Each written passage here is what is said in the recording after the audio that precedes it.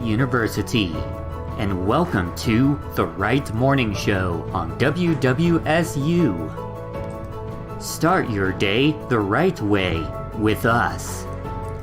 We will be covering current events in the news, local, national, and from Wright State.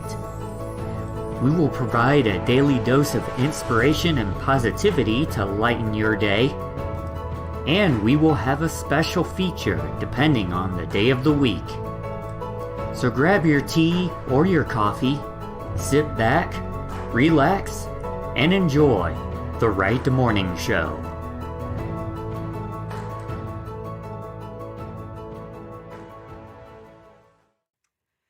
Good morning, everybody, and welcome to the Wright Morning Show on WWSU 106.9 FM for Wednesday, October 27th, 2021. We're just a few days away from Halloween. We have Laughing Chipmunk joined through Discord. How are you doing this morning? Hello. Doing good. Can you hear us? Yeah, I can hear you. There we go. Okay. The way you were just going, hello, I thought you couldn't hear us at first. No, I was saying, hello. All right. In the studio with us, we also have Jamie from the Guardian Media Group. How are you doing? I'm doing amazing. Thank you for asking. How are you? I'm doing good. Going to give a plug to Rainbow Alliance because they are doing a Halloween party later today from 4:30 to 6 in Apollo? In Atlantis. Yes. That is this afternoon, 4:30 to 6. So be sure to check that out. All right, we're going to go ahead and get into your current events. So go ahead and start with NJ.com. This one is pretty interesting. I don't usually use NJ.com. Rolling Loud, New York City, 2021. You could buy last-minute tickets, prices, lineup, and age limits. Oh, the reason why I'm not... Google thinks I'm in New York City for some reason. That's the problem. Let's try and fix that. See if we can fix that. There we go. Now we're on Fairborn. That was weird. All right, here we go. From WHIO, ribbon cutting ceremony today for new Employment Opportunity Center in Dayton. A ribbon cutting ceremony is happening today in Dayton for a new Employment Opportunity Center. The new facility is in West Dayton at the Westtown Shopping Center on West 3rd Street at 10 a.m. Today, the ribbon cutting ceremony will begin. So be sure to grab your radio and head down there while listening to the Wright Morning Show. Well, carry on radio. I love it. Yeah. Let's see here. From Dayton.com, hairdresser turned truck driver will be behind the wheel when Monster Jam makes another stop. Brianna Mahone has been racing almost as long as she has been walking. I raced dirt bikes when I was 3, and then snowmobiles and four-wheelers, Mahone said. I came from a racing background, so I've always been around it. That's not to say she didn't participate in more traditional childhood activities like dance, tumbling, and even show choir. But I was definitely a tomboy at heart, she said with a smile. And her heart was always on the racetrack. Motocross was her passion early on, competing for several years before enduring a career-ending injury in 2011 at the age of 21. 2 major surgeries on her wrist and hand were not enough to get her back on the bike. But not to be deterred, she bought a sprint car and returned to racing while simultaneously attending cosmetology school. Mahone was content on the local dirt tracks until she received a phone call that would change everything. A call from the Monster Jam University training facility about an hour south of her Illinois home. She never looked back as she first took the wheel of Scooby-Doo in 2015 and never looked back. I think the article already said that. But you can read more about Mahone's story on Dayton.com. I believe, here we go. Here's some information. The event is October 29th at 7 p.m. and October 30th, 1 p.m. and 7 p.m., all at the Wright State University Nutter Center. You could go to Ticketmaster.com to get some tickets. There's also a pit party on October 30th from 10:30 a.m. to noon, but an additional ticket is required for that event. Jamie, I don't know if you have this article from the Dayton Daily News. College enrollment drop in the U.S. is the largest 2-year decline in 50 years. Do you have that one? I do, and I was just about to mention it, especially because I'm a person who loves to cover enrollment drop. I did a few articles back this past summer, so it's really cool to see this one out here. Again, this is from Dayton Daily News, and it's called College Enrollment Drop in U.S., the largest 2-year decline in 50 years. Enrollment at universities and colleges across the country decreased again this semester as the pandemic and the recession it caused continues to impact student decisions, according to new data released. The number of undergraduate and graduate students enrolled nationally declined by 2.3% this semester, for a decline of 4.6% in student enrollment since 2019, according to the National Student Clearinghouse Research Center. It's the largest 2-year U.S. enrollment decline in the last 50 years. And then you can just read more about the article. There's not much after that. But I just find this really interesting. Yeah. Also, scrolling down, there's another statistic here. Community colleges remain the most affected sector, experiencing a 14.1% total U.S. enrollment decline since fall 2019. That's interesting. I would have thought, considering the COVID pandemic, it would be flipped, that higher colleges or more prestigious colleges would have a higher decline, and community colleges would have less of a decline. That is pretty interesting. And it's also really interesting. As I mentioned before, I did an article for The Guardian this past summer, and it looked into specific declines in certain areas of interest, like certain majors, certain minors, and it kind of broke it down by that. And it's really interesting to see where students' interests lay now, and kind of how everyone is just been so impacted by this pandemic that it's actually causing like a decline. I don't know why I really love like data. So I just think it's really interesting to see some of these trends that we're seeing in overall national enrollment decline, and in those different areas. But yeah. All right, continuing on. WHIO. This one's kind of sad. A Beaver Creek girl was beaten with a belt approximately 200 times. 4 people were charged with suspected child abuse. A mother and 3 others identified as step-parents are facing felony charges after they were accused of beating a girl so badly with belts that she bled, according to court records. John W. Cantrell III, Canavan Cantrell, Tamara Cantrell, and Marquette Cantrell were each charged with felonious assault and endangering children. They are no longer in jail. The victim told another child at school she was being abused at home, and that information was relayed to school officials, which triggered the principal to notify Greene County Children's Services on October 8th, according to court records. Around the same time, Canavan Cantrell, the girl's biological mother, removed her from school and told the district the girl was going to be homeschooled. On October 19th, the girl ended up showing back at school. School officials questioned why she was there, as they had been told she was being homeschooled, and they called the mother. When the girl learned that her mother was coming back to pick her up, she ran out of the school building and into a nearby wooded area. Major Sean Prawl with the Greene County Sheriff's Office found the girl in the wooded area, and she told him she didn't want to return home because she was being physically abused. This is more than any kind of punishment that any kid should face. This was well beyond corrective action by a parent, Prawl told News Center 7's Molly Kowik. She was terrified. She was running through the woods and she looked terrified. There was obviously something going on in her life that she needed help. And the school district said it could not comment on the specific case, but released a statement. We are proud to have a well-trained staff that deploys quick and decisive actions that are in the child's best interest in all scenarios.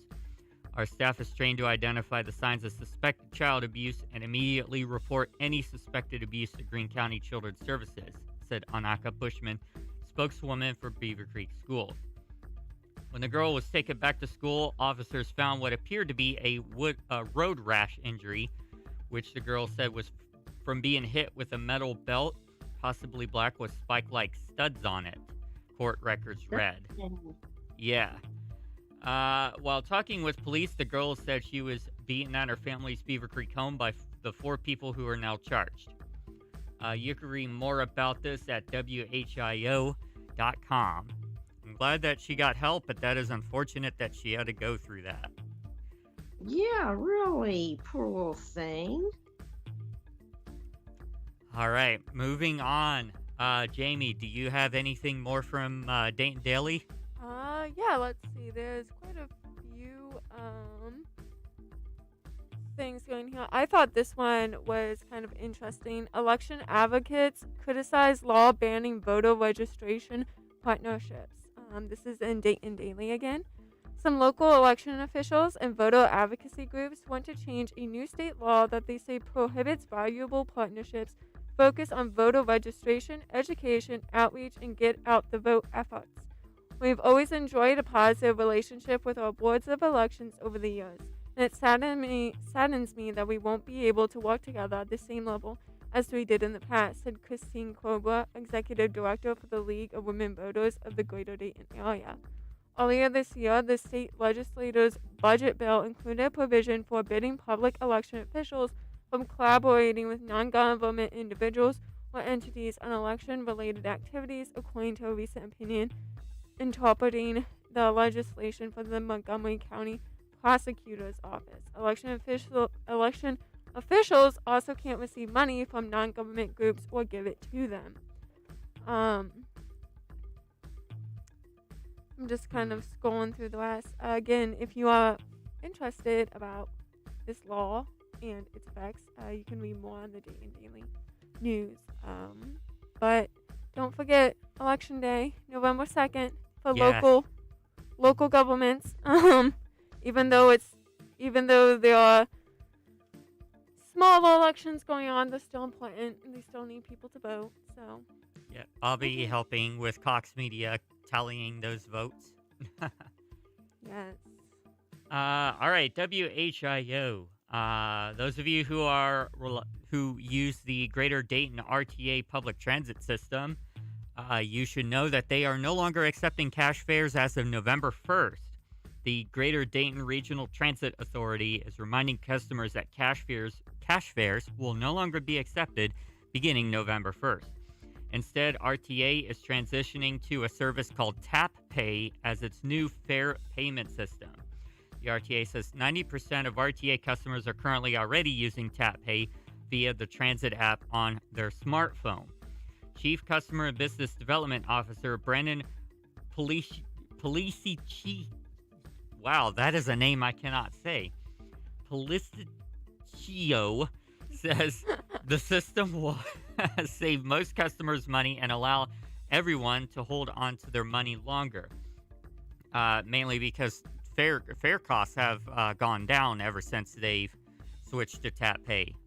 Fares are now $1.50 per ride compared to $2 previously, but it caps at $3 per day. So you do not spend, after you spend $3 in one day, the rest of your rides for that day are free. And once you reach $38 I think it's $38. Correct me if I'm wrong. Once you reach $38 in a month, the rest of your rides for the rest of the month are free. That's actually super exciting as a person who does not own a car and who takes the bus solely. Both Green Cats and Dayton RTA, that is quite exciting. Yeah. The only downside is you can't pay for fare on the bus with cash. Now, there are places where you can get a tap pay card and you can reload it with cash, such as at Speedway or at the public transit centers. You could also, of course, get the Tap Pay app, and you can use your credit card to put money on your Tap Pay balance to use for fare. So there's several different ways. I still wish they could have kept the fare boxes though, because those are great for emergency rides. Yes, most definitely. And also people who, well, I mean, I would say people who don't have a cell phone because they can't use the app. That's true. However, they do have cards that you can get. Yeah. So they've thought about that at least. Yeah, that's good. Make it at least a little bit more accessible. Yeah. Customers can use Tap Pay on either a smartphone by downloading the Transit app in the Google Play or App Store, or by getting a Tap Pay card. Tap Pay cards can be obtained at any RTA Transit Center. Unless if you have any more local news, Jamie, I'm going to switch over to the weather and into global and national because I am running behind on schedule. You're all good. I don't think I have anything on the local end. All right. There is a few other articles that you should definitely check out. The Dayton Business Journal, WDTN has something about a crash in Beaver Creek, and a few people were taken to the hospital. Dayton Business Journal has something about Wright State and University are both ranked among world's best universities, according to U.S. News. The New York Business Journal talks about job postings in quarter 3 of Dayton. And there's WDTN has something about the Kettering Health Festival. So be sure to check all of those out. But for time's sake, we have to move on. The current weather, according to tomorrow.io at Wright State University, is clear and 34 degrees. It's chilly out there. Might have some frost on your car, so be sure to budget an extra 10 minutes in case if you need to scrape your windows. There is a frost advisory in effect until 10 a.m. The humidity is 90%. The wind is calm. The barometer is 30.03 inches of mercury, and I believe it's rising right now. Visibility is 9 miles, so a very tiny amount of fog, but it should be clearing up here very, very shortly. Your 12-hour forecast shows clear skies up until 10 a.m., but then some clouds are going to roll in. And temperatures are going to peak around 50 degrees at 4 p.m., and then it's going to start cooling off from there. Your extended weather forecast from the National Weather Service at Wright-Patterson Air Force Base is the following. Today, there is frost and fog in the morning, otherwise mostly sunny later in the day, high around 60. Mostly cloudy tonight with a low in the upper 40s. Thursday, mostly cloudy and then a chance of showers in the afternoon, high in the lower 60s. Thursday night, showers, and it's going to be throughout the night, an entire night event of showers. Low in the lower 50s. Friday, showers all throughout the day, high around 60. I'm going to pause here for a moment. We have Harmony joining us now on the phone line. How are you doing, Harmony? Popped up out of meditation a little too late, but here I am. Good morning. Good morning. Continuing the weather, Friday night, showers in the evening, and then showers likely overnight, low around 50. So we're going to have consistent rain from Thursday night up until Friday evening, and then it's going to taper off a little bit overnight Friday. Yeah, well. Saturday, a chance of showers, high in the mid-50s, and then finally, Saturday night, chance of showers in the evening, tapering off to mostly cloudy skies overnight, low in the mid-40s. Give me 1 second here, because one very important event that we should check out is the Halloween Bash, which is happening Saturday from 6 p.m. to 1 a.m. here on campus. Your forecast calls for a slight chance of showers at the beginning of the event at 6 p.m. with temperatures at about 53 degrees. The temperatures are going to dip to 50 degrees at 11 p.m. and then finally close off at around 49 degrees when the event ends at 1 a.m. Oof. You might not yeah. want to wear your sexiest Halloween costume. Or at least put a jacket over it Yes. and then before you get to campus.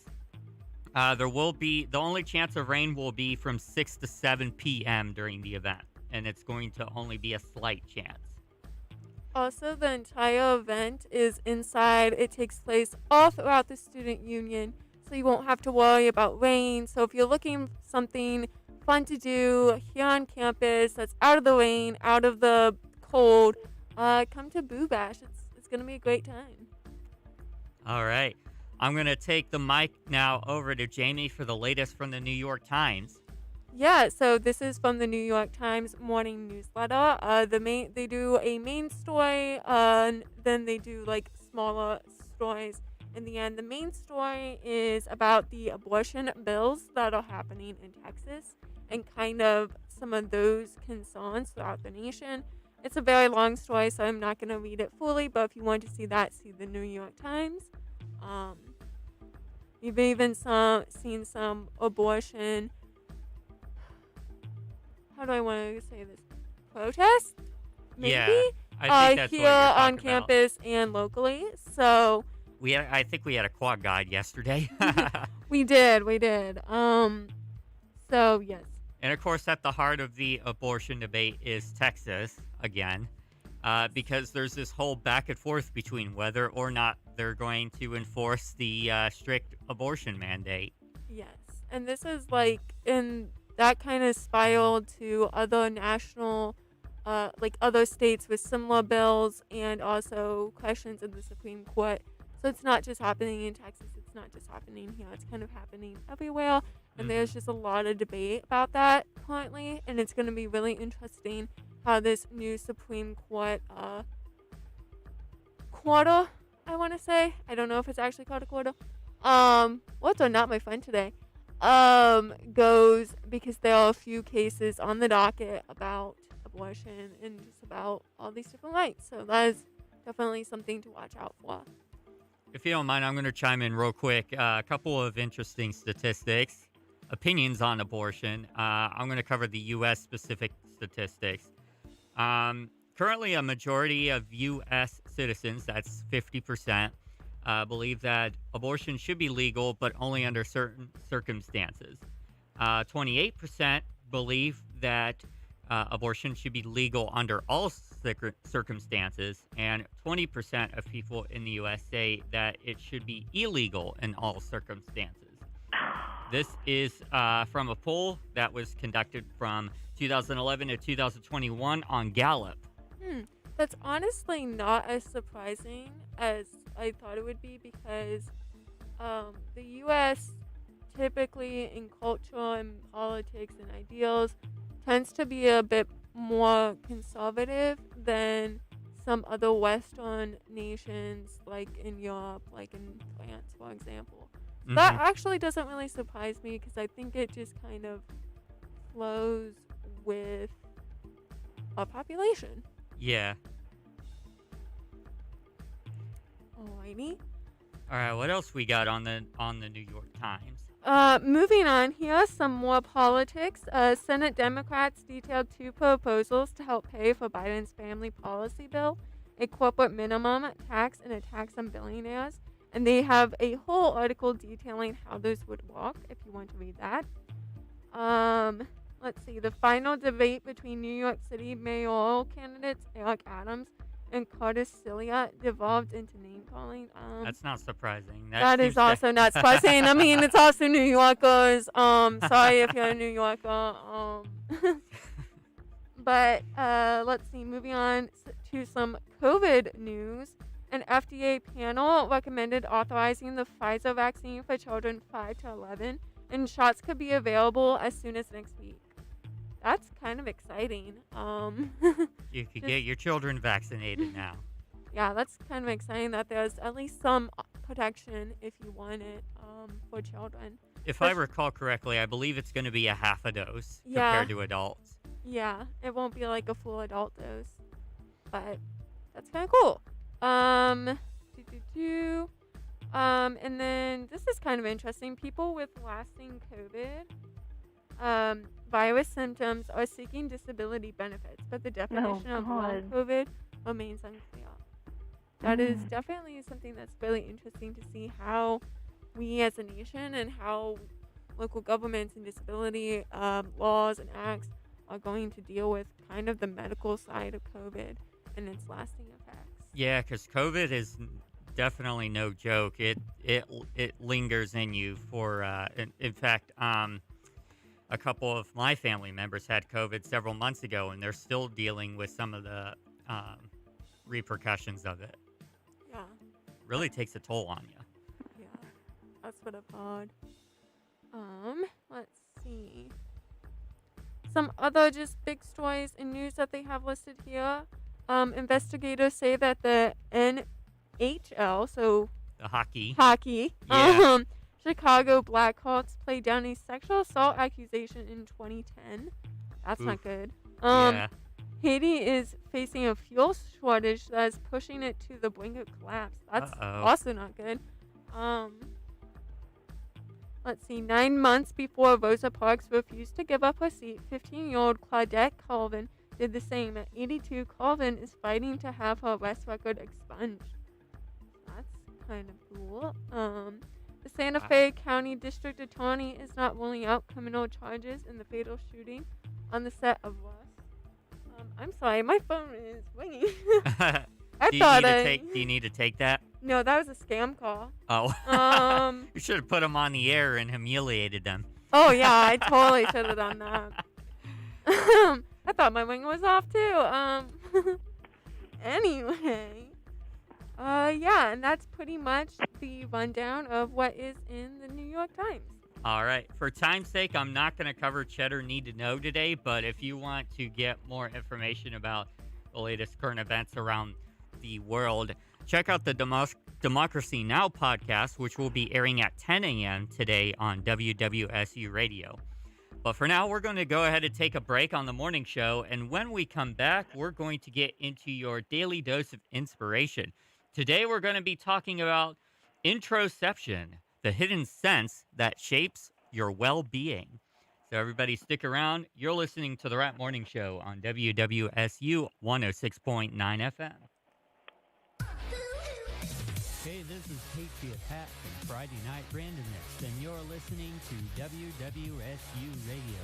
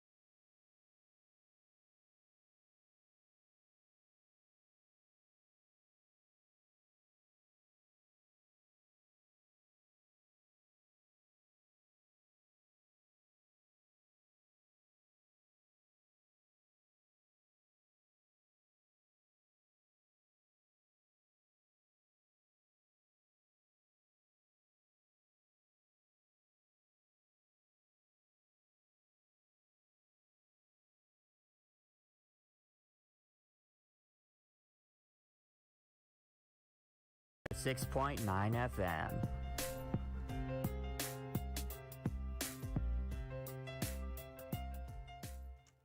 Welcome back to the Rat Morning Show on WWSU 106.9 FM. We're going to get into the daily inspiration. This comes from The Guardian, not the Guardian Media Group, the big Guardian paper. The British folks. Yeah. It is paraphrased by getpocket.com. If you're sitting in a safe and comfortable position, close your eyes and try to feel your heart beating in your chest.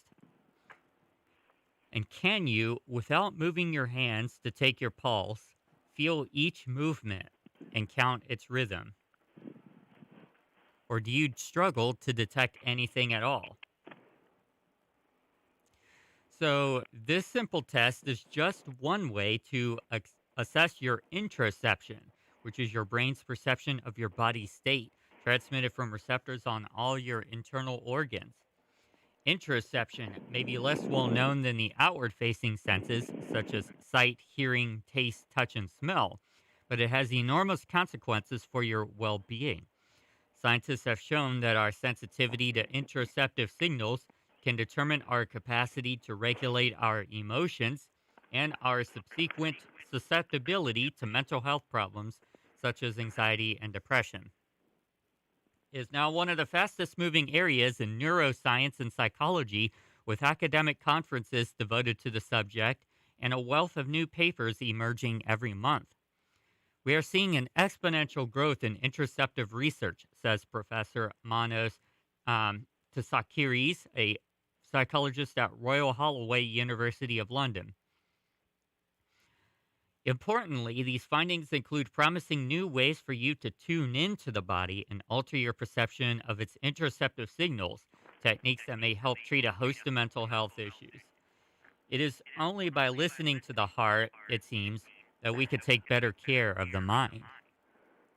So, real quick, Harmony, have you ever heard of interoception before? Actually, no. But I haven't either. This is no. interesting. Yeah, it's definitely something that's it's been done before. I mean, I've done that myself, but never knew that there was an actual name for that. So Yeah. yeah. So the origin, interoception includes all the signals from your internal organs, including your cardiovascular system, lungs, gut, bladder, and kidneys. There's a constant communication dialogue between the brain and the viscera, says Tsakiris. Much of the processing of these signals takes place below conscious awareness. You aren't aware of the automatic feedback between brain and body that helps to keep your blood pressure level, for instance, or the signals that help to stabilize your blood sugar. But many of these sensations, such as tension in your muscles, clenching of your stomach, or the beating of your heart, should be available to the conscious mind at least some of the time. And the ways that you read and interpret those feelings will have important consequences for your well being. Researchers and clinicians are recognizing interoception as a key mechanism to mental and physical health, where understanding our body signals helps us understand and regulate emotional and physical states, says Dr. Helen Wang at the University of California, San Francisco. This idea stems from pioneering work of Professor Antonio Damasio at the University of Southern California in the 1990s. He proposed that emotional events begin with... Wow, something just choked me up there. Pardon me. He proposed that emotional events begin with non-conscious changes in bodily states called somatic markers. When you see an angry dog, for instance, and your muscles tense or your heart begins to race, that's an example of a somatic marker. This physiological reaction occurs before you are even aware of the emotion, and it is only when the brain detects the alteration to the body's internal state through interoception that we actually experience the feeling and allow it to shape our behavior. And without this back and forth between the brain and the body, the feelings of happiness, sadness, or excitement wouldn't exist. As evidence, Damasio describes the decision-making of patients suffering damage to areas such as the ventromedial prefrontal cortex, which disrupted the creation of those unconscious bodily reactions. If they saw a photo of a horrific car crash, for example, they did not have the slightest physiological response, and this was accompanied by a lack of any emotional feeling either. They're reporting knowing that they should feel shocked or disgusted, but they didn't actually experience those feelings. Importantly, the impaired interoception and emotional awareness also disrupted their decision making, meaning that they struggled to cope with the simplest choices as such as what meal to pick at a dinner menu. This I guess I have that problem then. I need to look in the freezer now. Thank you. This suggests that our interoception lies behind our sense of intuition when something just feels right or wrong without us being able to explain why. We now know that many other people without any kind of brain damage struggle to tune in to their interoceptive signals, and this can be measured through various exercises. You can ask subjects to count their heartbeat over a minute, for example, and compare it with the actual reading. Or you can play recordings of a regular beat and ask the participants to say whether it is in sync with their own heart or not. You could also measure interoceptive awareness with questionnaires that ask people how often they notice their body signals. In each case, individuals show a spectrum of responses, which seem to be related to their ability to recognize and regulate their emotions. And it makes sense. If you are more adept at accurately detecting your bodily signals, you will be able to form more nuanced interpretations of your feelings about a situation. And this, in turn, could help you make wiser choices about the best ways to respond. Such processes may play an important role in many mental illnesses. A large subgroup of people with depression, for example, often show poor interoceptive awareness on the heartbeat detection tasks. And for these patients, the reduced ability to feel their bodily signals may lie behind their sense of lethargy and emotional numbness, the sense that they can feel nothing at all. People with anxiety, in contrast, do report being attentive to their interoceptive signals, but they don't necessarily read them accurately. They may misinterpret a small change in a heart rate as being much bigger than it really is, for example, which can lead them to catastrophize their feelings and amplify their sense of panic. Professor Hugo Critchley at Brighton and Sussex Medical School points out that poor interoceptive awareness can also lead to the sense of depersonalization and disassociation, which are early symptoms of psychosis and may be a precursor of their delusions. Interoception helps us form our most basic sense of the self, he says, and it seems to be askew in these patients. I'm going to pause there for any comments so far about interoception. I think it's a pretty interesting observation and discovery. When you mentioned the word somatic, I can relate to that because Peter Levine, noted psychiatrist, came up with somatic trauma resolution, which basically is kind of in a meditative state, kind of regress a little bit and go back to certain events and try to resolve those events. So let's say if something happened, like maybe, in childhood, something like that, and it's something that you haven't forgotten or something that needs to be pulled up, then you can safely look at that, and then someone can guide you through into seeing a different outcome. Even though that outcome did not happen, that you're putting the new spin on, you're at least reframing it in your mind, to tame it down. A lot of shamans use this, a lot of spiritual folks use this, when dealing with clients and things of that nature. But it's interesting. I've been going through it for the last, I think I've been doing it since March of this year, about every other month. So it's definitely got a good effect because all these memories are encoded in your body. So, from brain and then down to body. And that's where we fall out and we eventually have things happen, such as the disturbed mind, the mental illness, the physical disease in the body is all basically because you've not been able to expel those feelings and emotions in a proper way. Therefore, they're taking up residence in your body, causing havoc. So it's really important to go back and, try to at least see a different outcome and feel a little bit more empowered about, going through the process and coming out stronger on the other end. Mm-hmm. But no, it's interesting. Plus with the heartbeat, I know in Ayurveda they basically take the pulse and it goes to all of the organs. So when they take your pulse, which would be the same thing as your heartbeat, they are listening to the function of all of your organs, which is really interesting, and they can also diagnose you as what they call your constitution or dosha, which basically there's 3.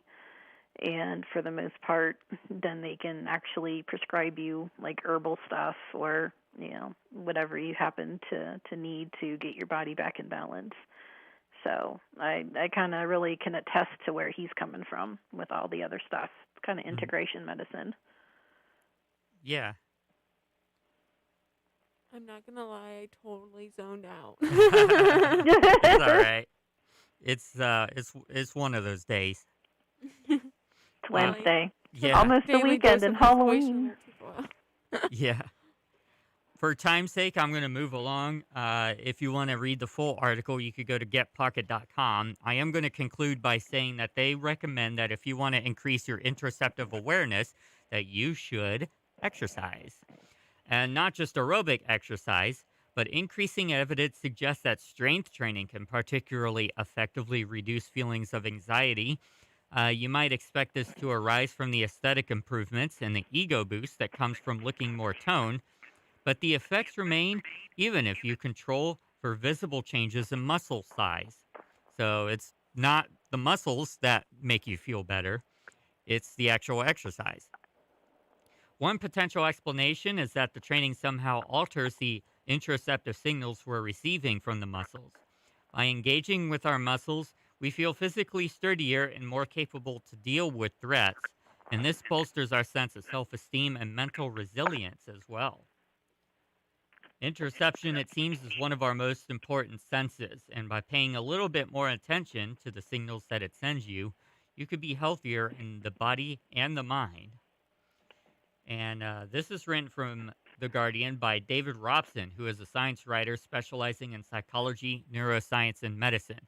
Like I said, if you want to read the full article, you could go to theguardian.com, or to get the Pocket paraphrase version, you could go to getpocket.com. But for time's sake, I do want to be able to dedicate enough time to cover Right State Wednesday.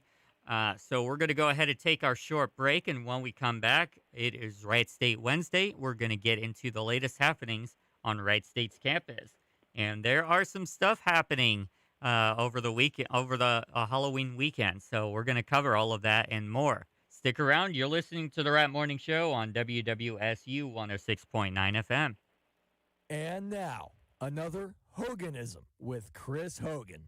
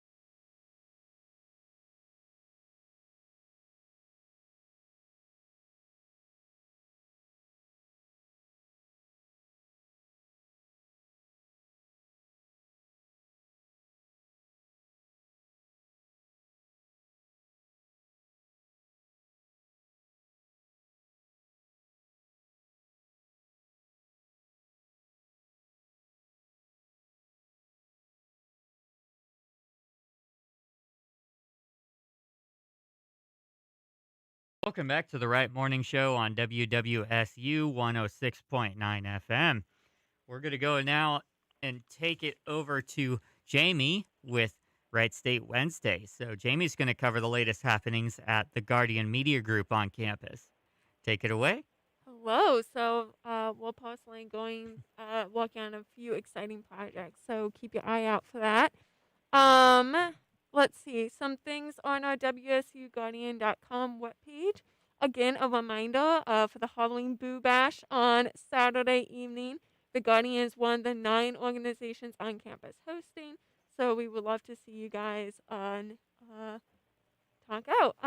But honestly, I wish you guys would go on our website and see our webpage because right now it's so cool. The big box at the top, there's a film review from our pop culture column of The Last Duel, and then on the right hand side is a news story. WSU opens on-campus COVID testing and vaccination center. And then below that is our Guardian Gallery of the Week, the Enchanted Candle Apothecary, which is this really cool spiritual shop. So the layout on our website now is just so cool. And I will talk more a little bit about these stories. So again, if you are interested in films or want to know what to see, go check out that film review of The Last Duel. WSU COVID Testing and Vaccination Center.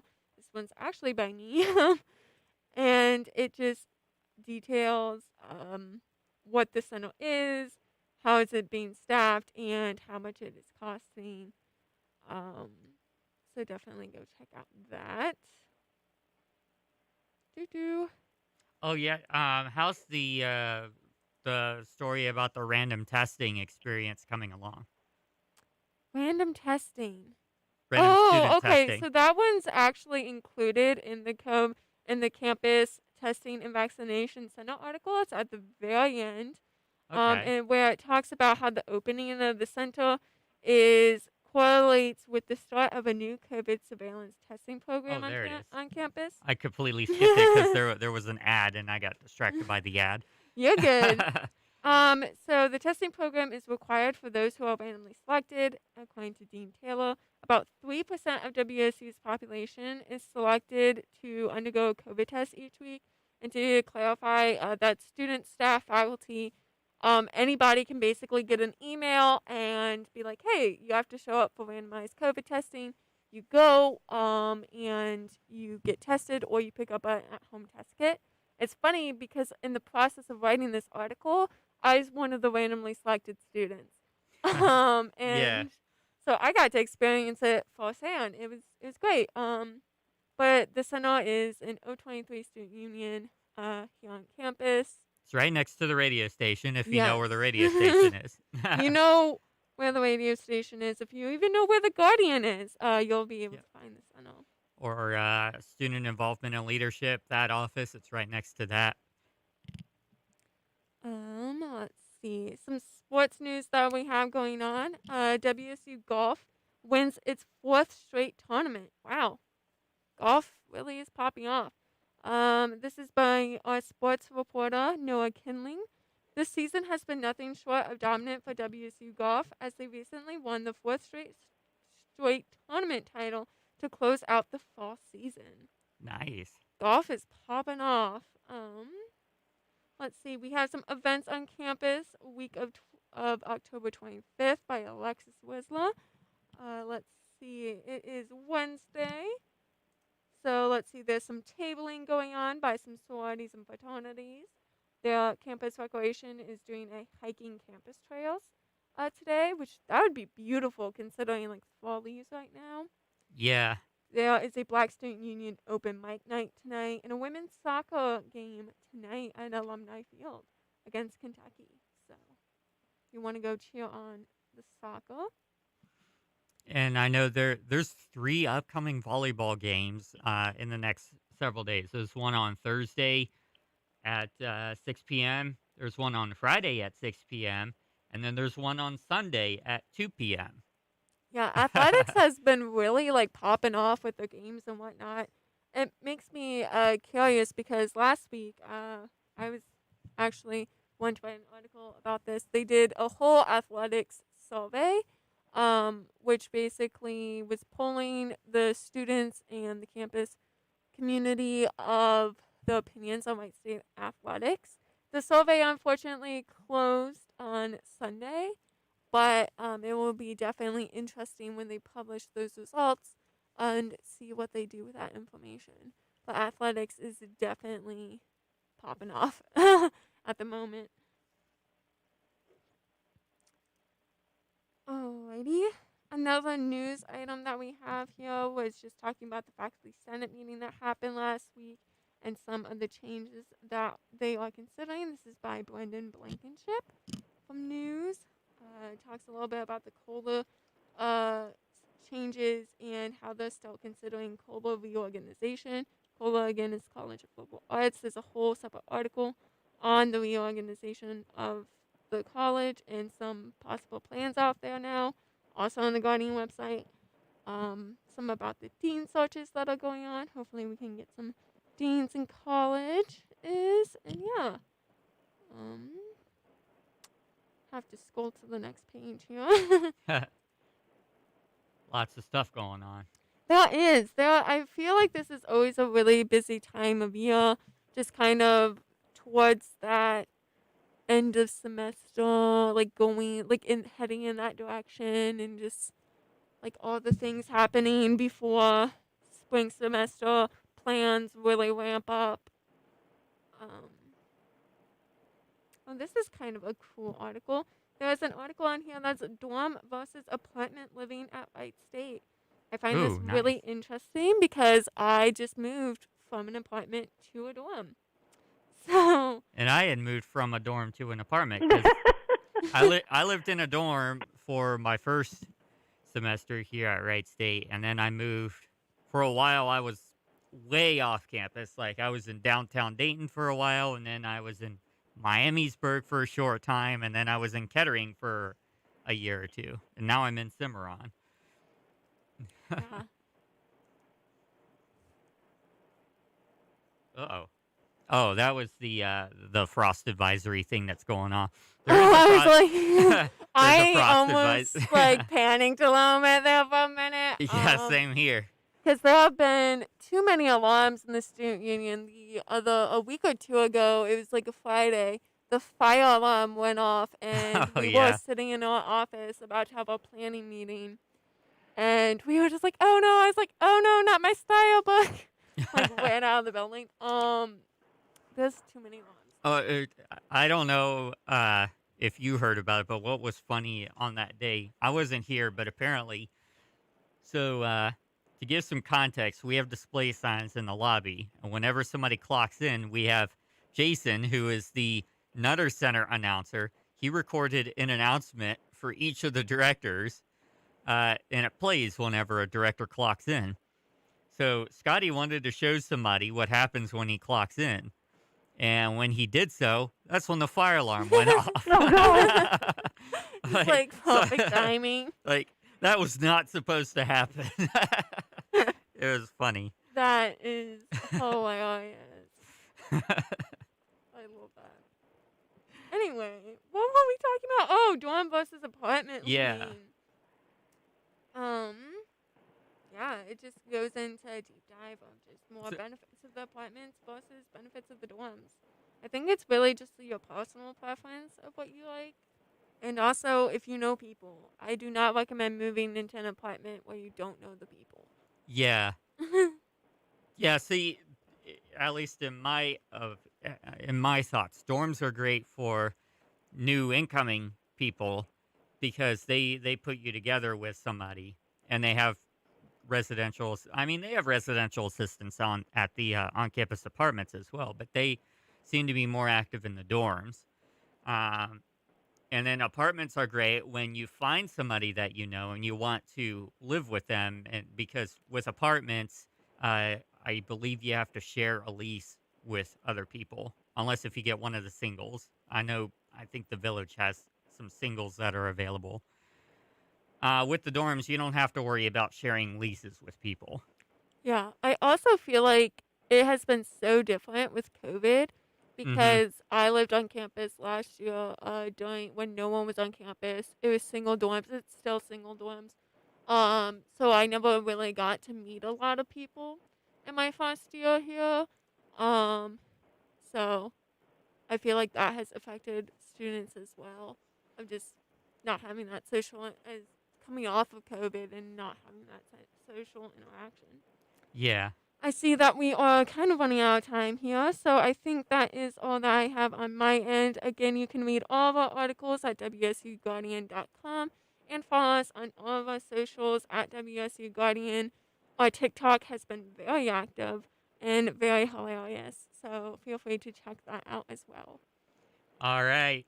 We're going to conclude today's show by talking about what is going to be airing at on WWSU Radio today. So we got several different cool programs for you that you should check out on the radio station. So first off, coming up next from 10 a.m. to 11 a.m. is Democracy Now!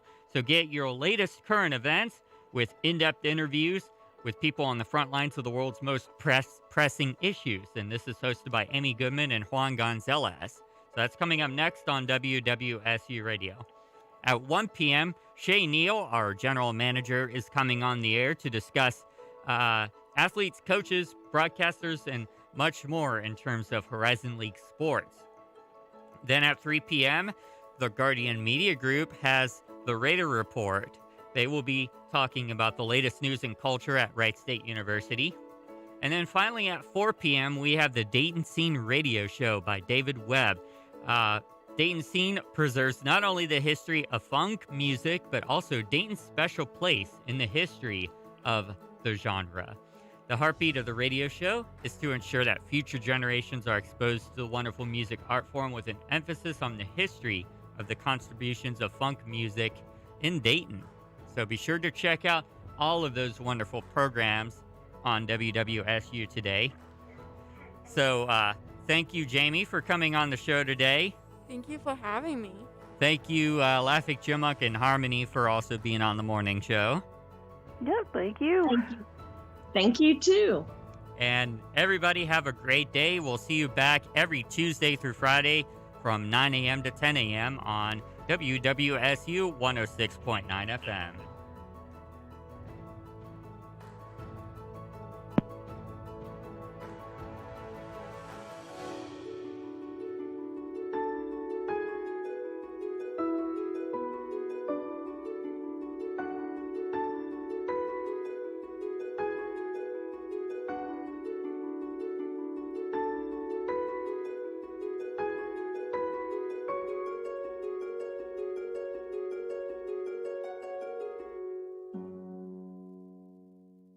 Yo!